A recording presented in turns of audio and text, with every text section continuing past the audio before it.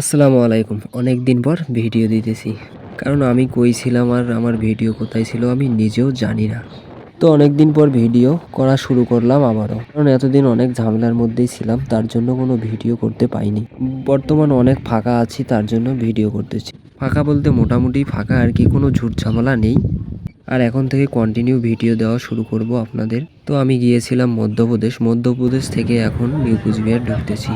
তো আগে এই নিউ কুচবিহারের সুন্দর ভিউটা দেখো।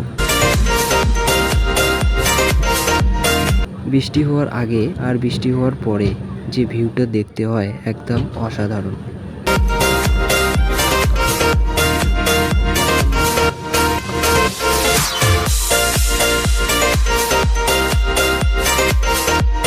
তো এইমাত্র নিউ কুচবিহারে ঢুকলাম আমরা। ট্রেনটা খুব আস্তেই চলতেছে, কারণ জানোই তোমরা যে ট্রেনটা এইখানেই দাঁড়াবে। আর আমি মধ্যপ্রদেশ থেকে জাবালপুরে ট্রেনে উঠছি।